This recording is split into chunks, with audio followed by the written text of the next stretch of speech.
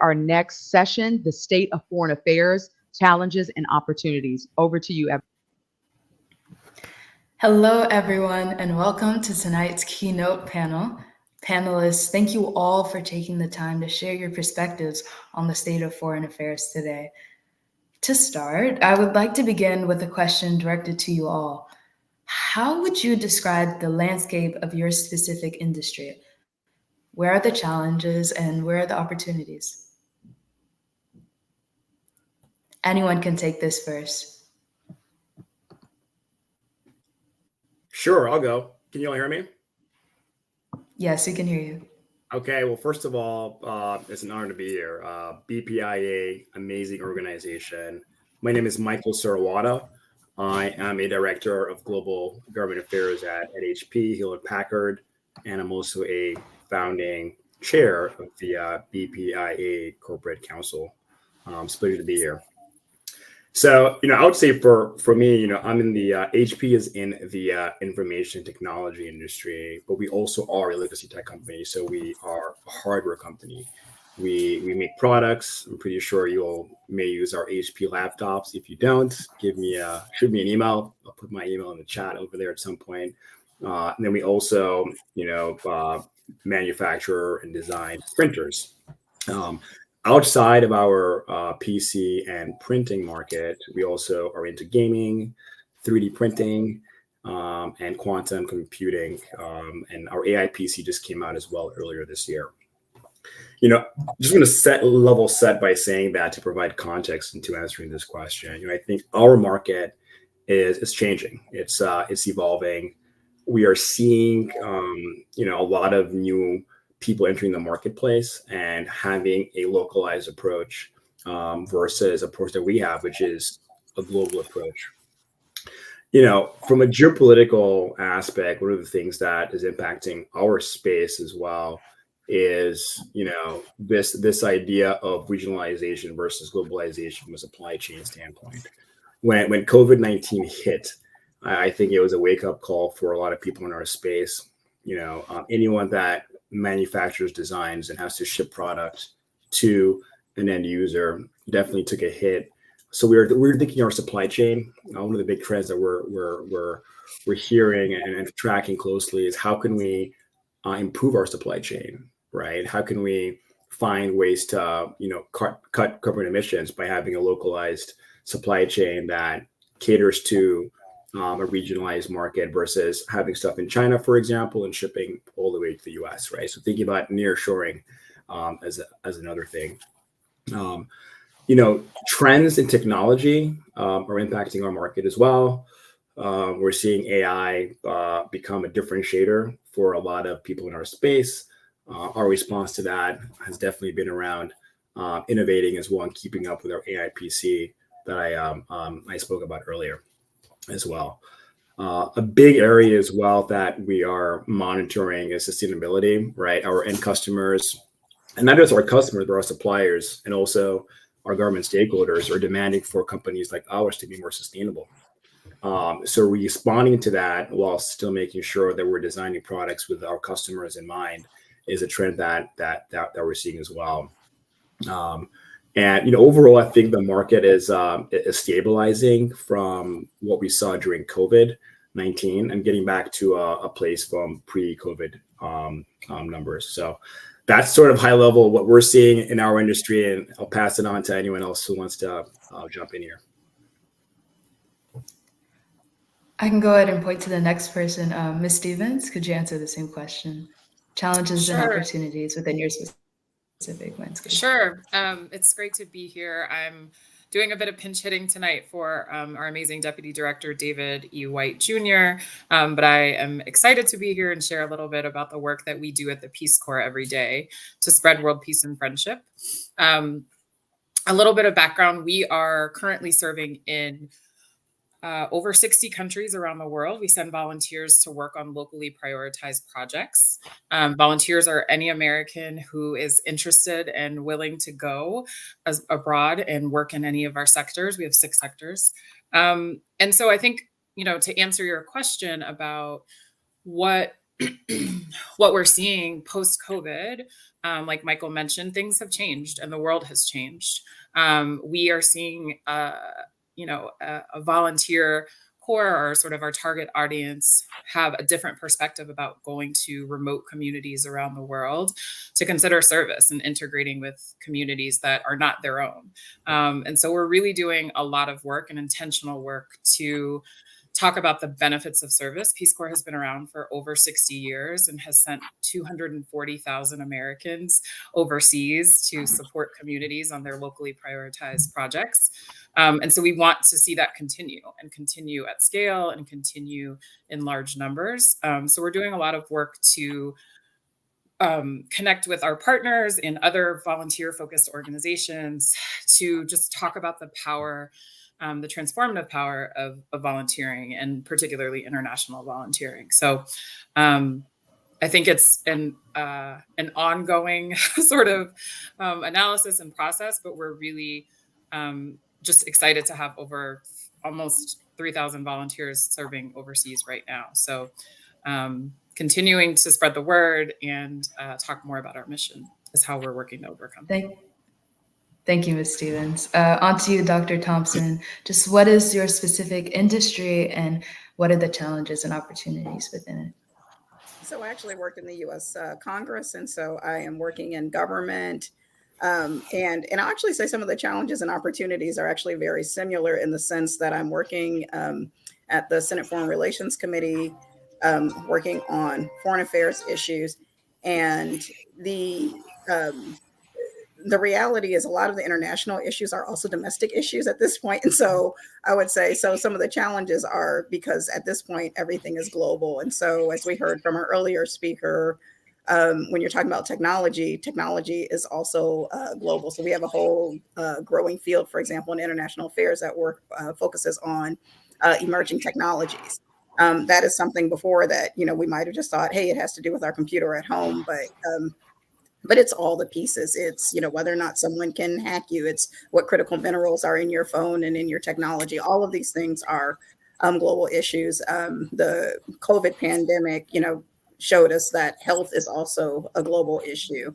I work in the diversity, equity, and inclusion space. We found that is also a very global issue as we look at how populations are becoming increasingly diverse across the planet and what that means for everything from issues related to environment to education. And so I will just say in that, and I'm happy to go into a little more detail as we come around to the next set of questions.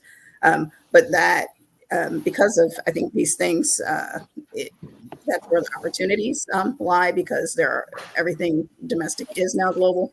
And then also, it's also where a lot of our challenges lie. And I am just going to mute for a second, but wanted to note that there's also a lot of feedback on my end. And so I'm hoping that we can also work to mitigate that. Thank you, Dr. Thompson.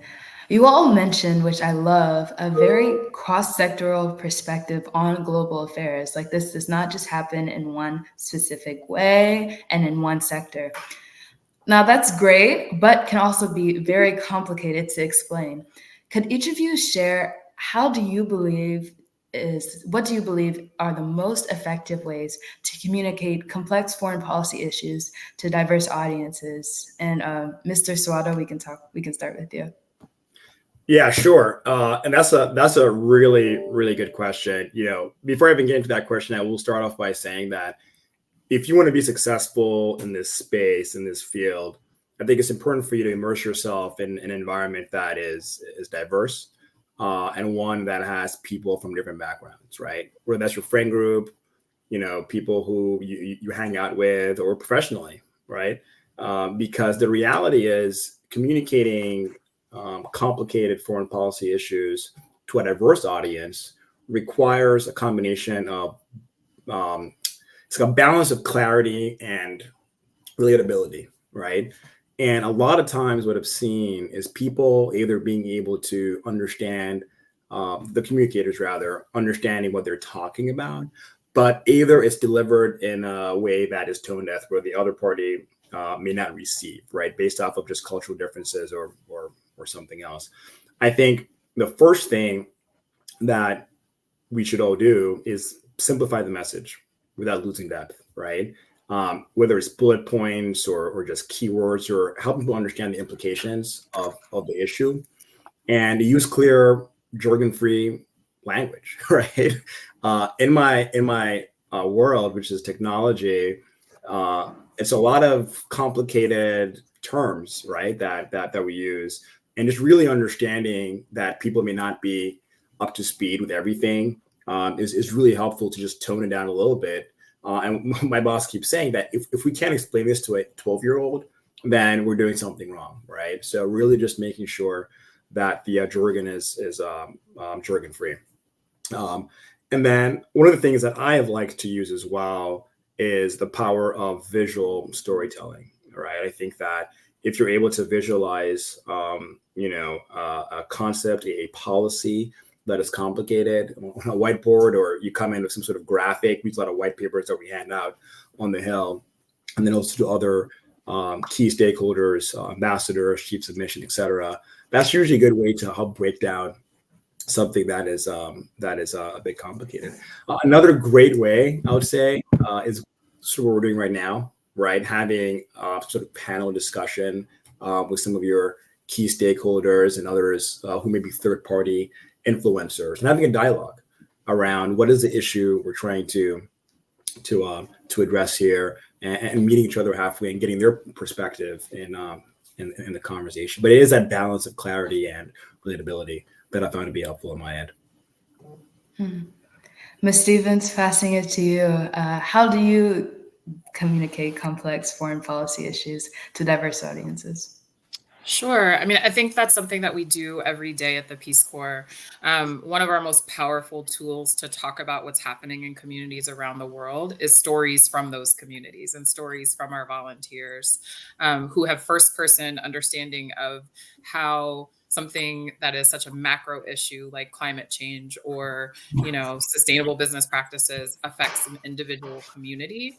And so we do a lot to sort of, especially in the last 3 years in the Biden-Harris administration, we've really been focused on having community members tell the stories of the work that's happening in hand with the Peace Corps. So we have everything from education volunteers talking or students talking about how an education volunteer sort of changed the course of their life because they learned English and, went on to become a U.S. ambassador or an ambassador to the U.S. On the large scale and on the smaller scale, we talk about how to strengthen a small business. I had the pleasure of visiting our team in Costa Rica, and I had the opportunity to visit with some high school students who were being taught by one of our volunteers how to create a business plan and they were able to use seed money and donated funds to start a coffee business. And they went around to the community and were able to sort of find all of the different parts of the coffee, from the beans to the packaging to the labeling, and they were learning about marketing. And so, they were telling their own story. So I think that's really how we work to connect with sort of potential volunteers to tell our stories. I think it's our most powerful tool. And when we're talking to people who are potentially interested in volunteering, we're really figuring out what they're interested in. Where do they see their career paths going?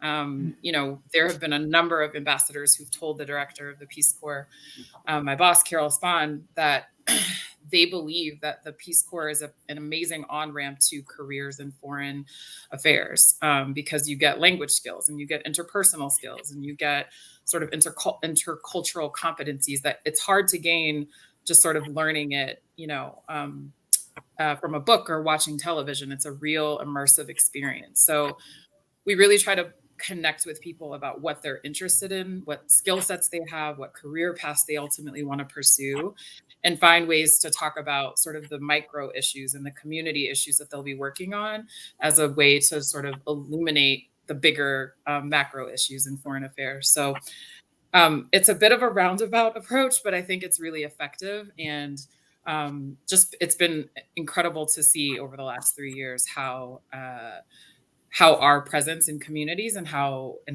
our work with community members can be really transformative and really impactful. Definitely. And Dr. Thompson, if you'd like to jump in, what are some ways do you communicate complex foreign policy issues with diverse audiences? So I usually honestly just start with, what people are looking at on a day-to-day basis. So what's happening with them at home. And that can vary from what you're hearing in the newspaper to what you're seeing on television, to what you actually do in your daily life. So most recently, the Olympics were, I think, a fabulous example of how international experiences can impact your life every day. So we had audiences from around the world watching athletes compete in a number of different events in Paris. And so, as we, I think, saw through that experience, that's just one way that people communicate globally um, at different times. And so, so that was just one, recent, I think, event where we saw that international kind of affairs and issues can impact people at home and globally. And one of the things that was really exhibited by the Olympics was actually some of the camaraderie and the way that nations can work across global lines that then resonated back home. And that was a really big contrast, I think, to sometimes what we were seeing in the newspaper, which was a lot of how nations actually were not getting along. And so I think there are examples like that that kind of happen every day. I work in Congress, and so we do tend to have more of a focus on some of the things that are more related to national security or the conflict related issues, which is one of the reasons I kind of brought up the Olympics, because it's an area where we see less of the conflict focus. Um, uh, and so in my job, we actually focus on both areas. So one of the things that we actually do in Congress is we work on developing legislative policy. So we draft legislation, we work on policies that impact the globe. And some of that has to do with what our foreign ministry, so what our State Department work does overseas on a daily basis. And as I mentioned earlier, that can range from looking at things related to emerging technologies or cybersecurity, for example, but it also can relate to sports. So it really can relate to the Olympics. We actually had people at our State Department for a ministry that were overseas looking at our Olympics. And so those are, and I talk about these things because these are also the types of opportunities, I think, in jobs that are related to foreign policy careers that we often don't think about, because we usually are focused on what is kind of on the front page of the newspaper or what you hear on the news. And as I mentioned, a lot of that tends to be more conflict related to national security. So it will be if we see that two countries are not getting along, or if there was a global health crisis or something else. And so in my current position where we work on policy and legislation, we will work specifically on some of those national security issues, but we also do a lot of work focused on things that actually help to bring nations, cultures, people together around the world as well. Yes, definitely. Never doubt the power of sports diplomacy or just people-to-people connections. I'm happy to say that we have joining us Shawanesh Underwood. If we would like to bring her up. And if you could, Ms. Underwood, just introduce you and your industry and perhaps how you go about explaining the many responsibilities you have within your role, and how do you explain these complex foreign policy issues? If you could just unmute. Yeah, thank you so much, Abigail, for the introduction. I'm Shawanesh Underwood. I'm currently the Chief of Staff to the Undersecretary for Arms Control and International Security. I've been a State Department employee for about 14 years now, primarily a civil service employee. Have worked in an amalgam of positions from foreign affairs officers in the Office of Oceans, Environment, and Science Affairs, in particular the Office of Science and Technology Cooperation, worked on European affairs, actually straddled both the foreign policy side as well as the public affairs side.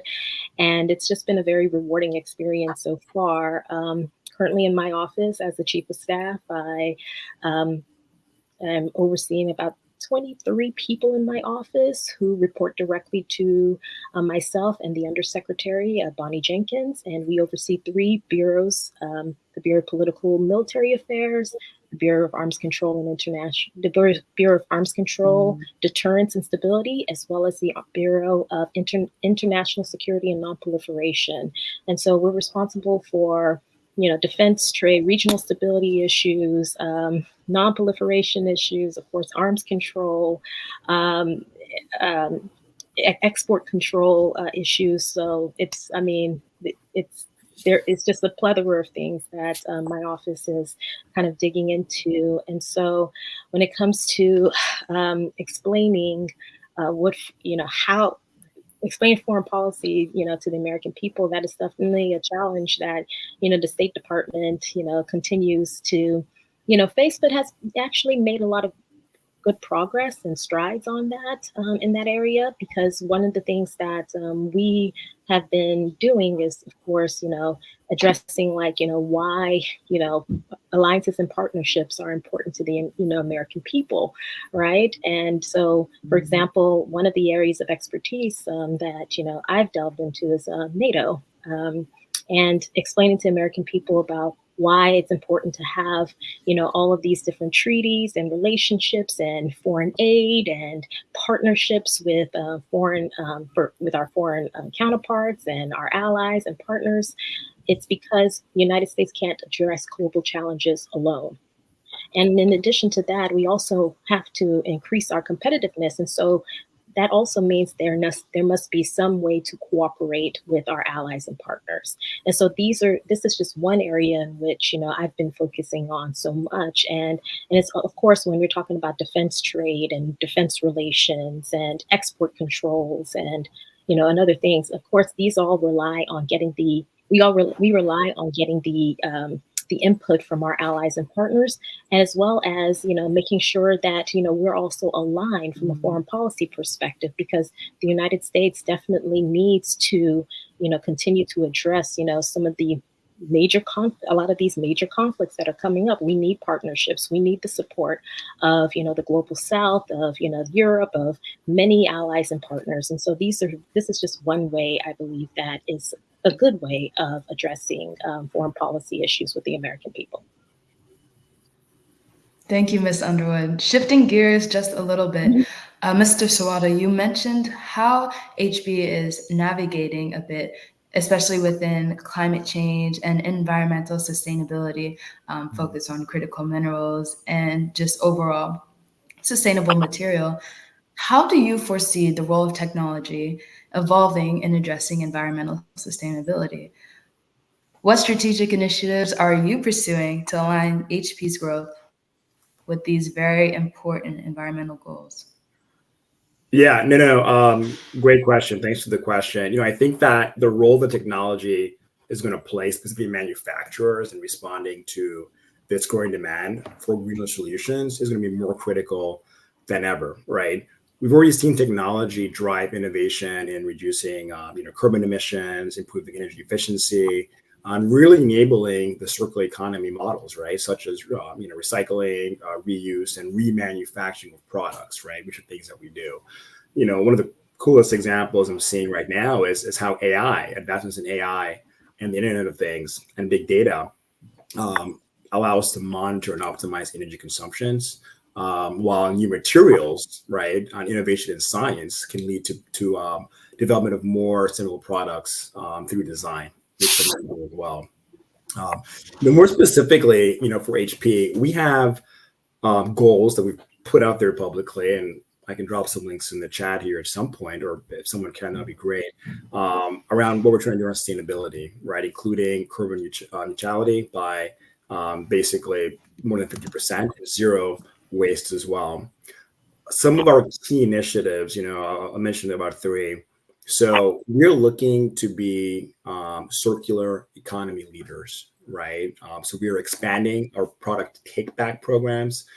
This is where you can, return a product to a store or ship it out. This is not recycling. This is sort of, you have a product, a laptop, etc., and you want to get a new one. Apple does this famously for their iPhones, but we have a program where we're able to take products back, and we can leverage those same parts to build new innovations. For example, our AI PC is actually modeled off of, well, a lot of materials in our AI PC are modeled off of our Dragonfly product, which essentially we're using materials from there into this new device. So kind of sharing parts and pieces versus new ones. And then obviously we have our recycling products programs as well that really help things go faster when we think about recycling.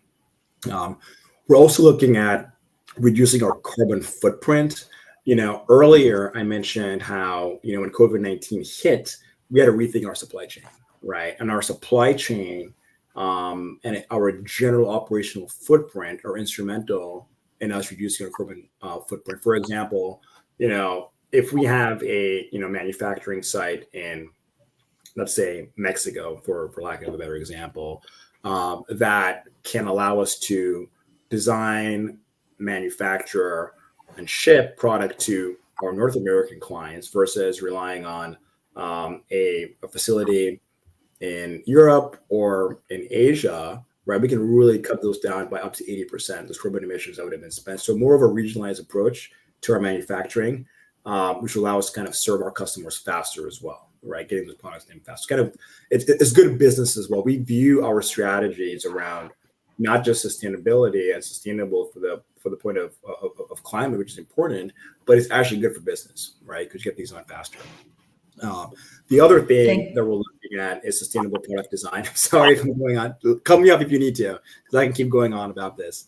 The last thing I'll mention is just we're thinking about eco-friendly design in our products. So thinking about sustainability throughout the product life cycle up until it's into our supply chain and shipped out. So Thank you. I have an HP computer myself, and I hope none of these parts go to waste.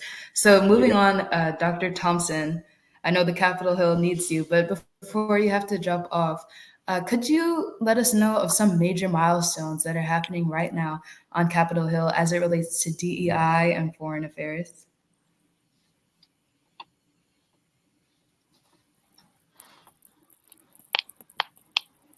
Muted.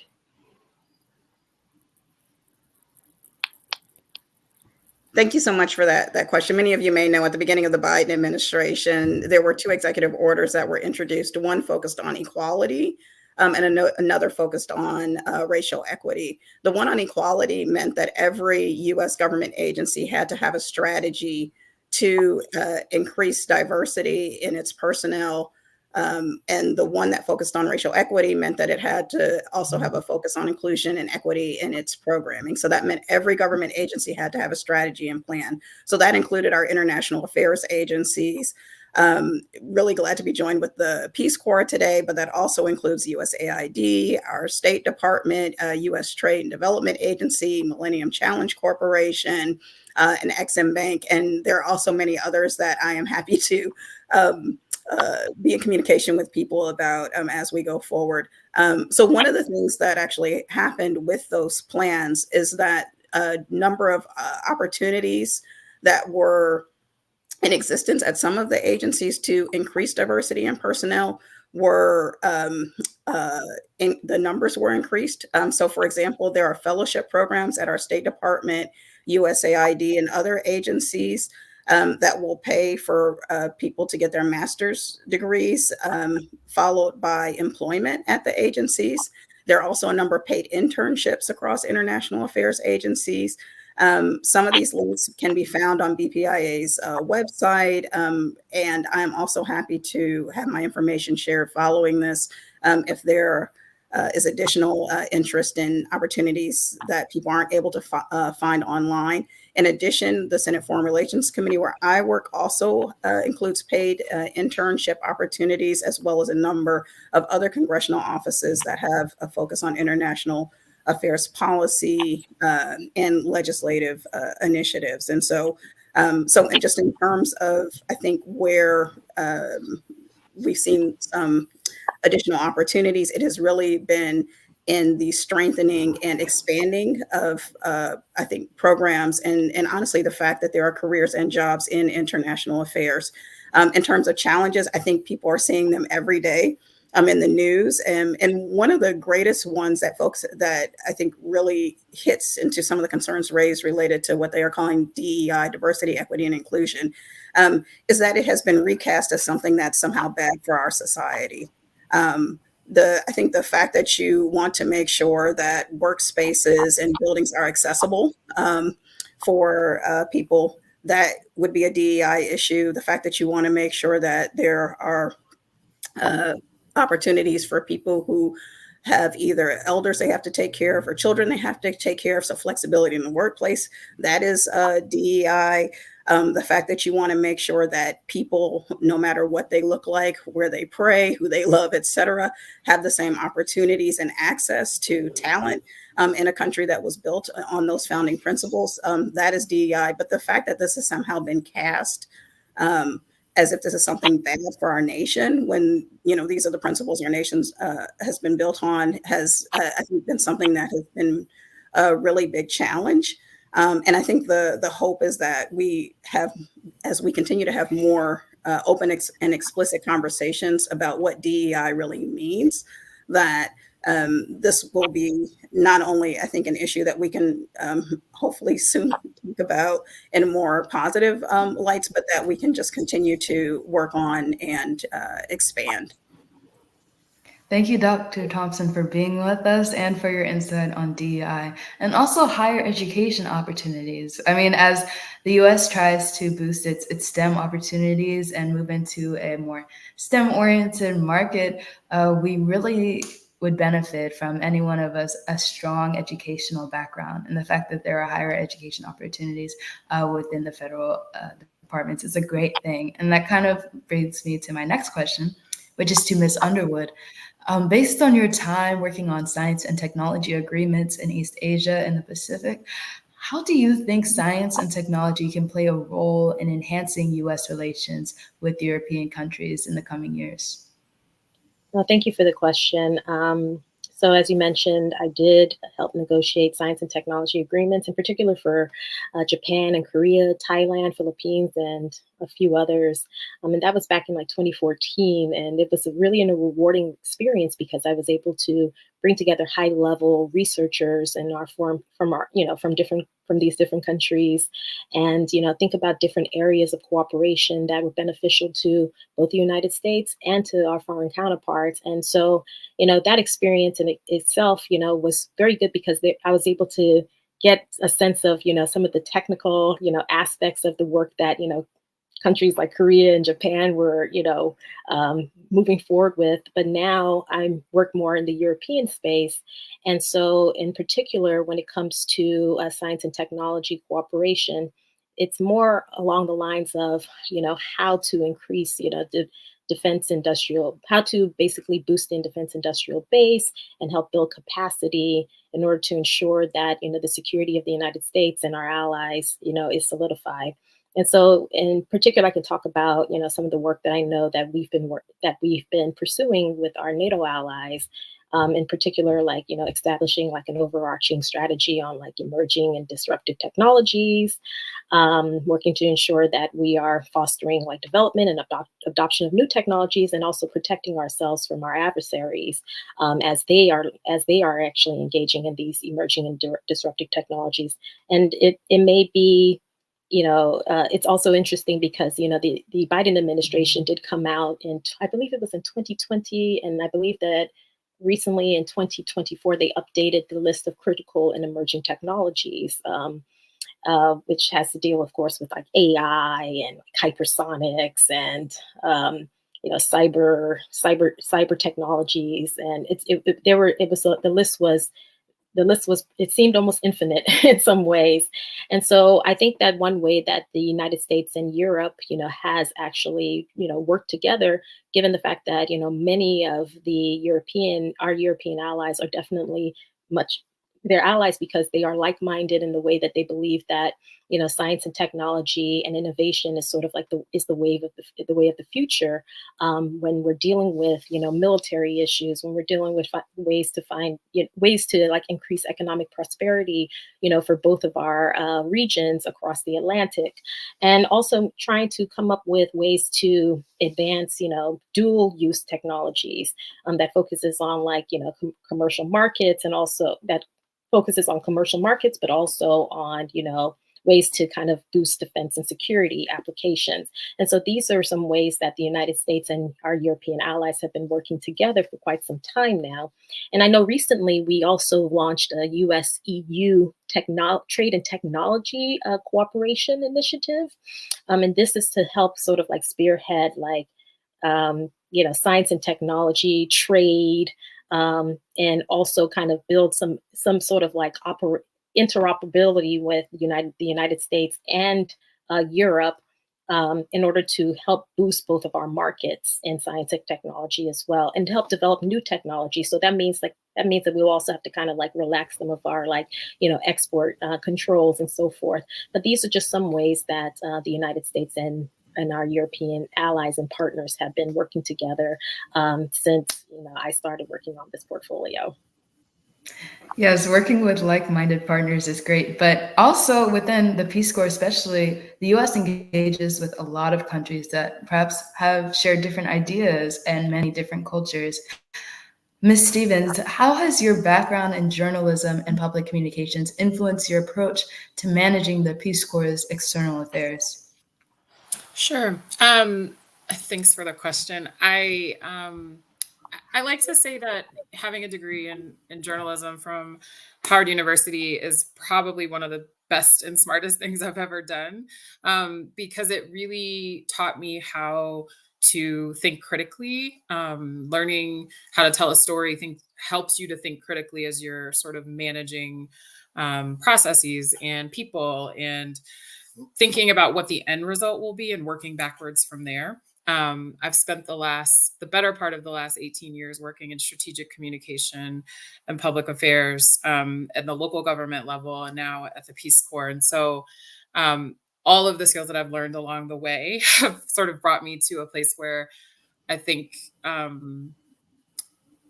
as chief of staff, it helps me to sort of dig a little bit deeper and think a little bit more, help people think a little bit more critically about the decisions that we're making and the immediate impacts, and then the medium term, and then the long-term impacts for where we say we want to be as an agency, and with any organization that I've been a part of. So I really think that if there are any folks in the audience who are considering a career in public affairs or communications, I think if you're interested in storytelling, if you are a strong writer, if you're a critical thinker, if you're curious about the world and how it works, there's not a better sort of career path to pursue.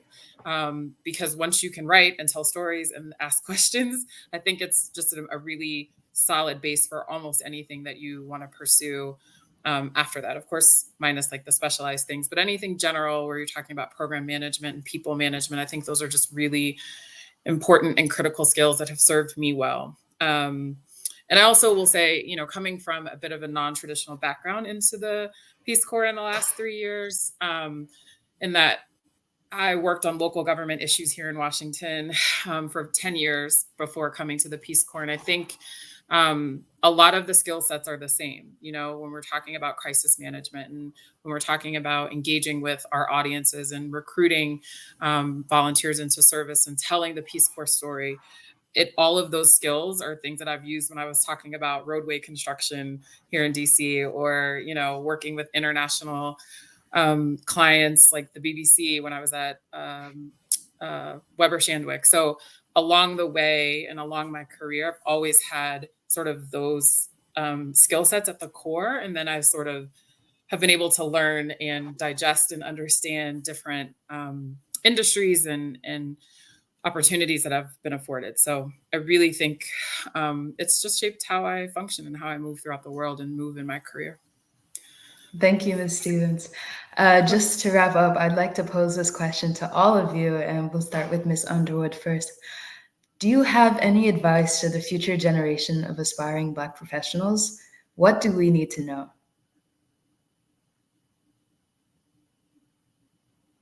Second. If you could unmute, yep. Yeah.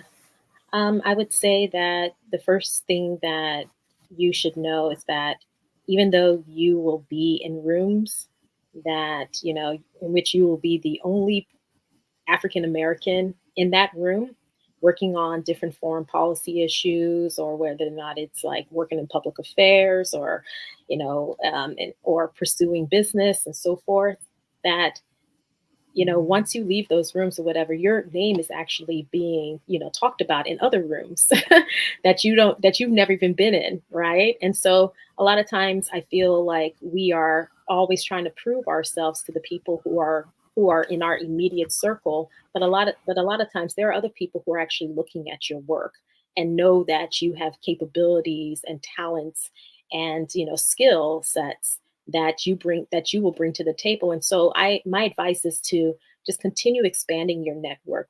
Recognize that you don't have to just please your boss or those who are on your team, but also expand and look outward and know that there are other people who have influence and who are actually in other rooms and who will speak your name and make a recommendation about you if you continue to cast your net as far and wide as possible. Just don't be confined to where you are, but spread your wings and recognize that and understand that it's important that you are networking across, up and down and across, not just, you know, to your boss or whoever you think is going to give you the next promotion. Now, granted, it's important that you do please your boss, but in a lot of ways, the positions and jobs that I've actually had have not necessarily been a direct promotion from the immediate boss that I've worked with, but his or her boss, or someone, or maybe another lateral person who have said, you know what, I've seen some of the work that Shawanesh has done, and it's important that we are always expanding our network and increasing our exposure. Thank you. And just to wrap up, Ms. Stevens, could you add any input or advice? Sure. I think for me, there have been several times in the last 5 to 10 years where I haven't always felt ready for whatever opportunity is presented to me. I haven't always felt like I had all of the credentials that I needed or all of the skills that were listed in the job posting. And I've had the benefit and the pleasure of having people around me believe in me and support me and give me an opportunity and help me to grow and develop into the role. But I think, you know, when I talk about the core skills that I bring to the chief of staff role, those are things that I have developed over the last, you know, almost 20 years of my career. But people see those as things and skills that are valuable to an organization or the team. And so I had to trust that. And so I think my best advice and my biggest advice is don't be afraid to take the step, particularly if you've got someone who's willing to support you and sponsor you and advise you and coach you. A lot of times people see in you what you can't see in yourself. So take the leap and, you know, do your best. And if you don't succeed, there's always another opportunity coming at some point. So I think that's what I wish someone had told me 20 years ago. Thanks. To be mindful of time, we will continue and move on. But Ms. Stevens, Ms. Underwood, Mr. Serwadda, thank you so much for your time and your considerate responses. We and I really do appreciate them. To everyone, before the exhibitor booth open for tonight, Watsia Duke and I will be sharing tips on how to have an effective experience networking with organizations. We're about to dive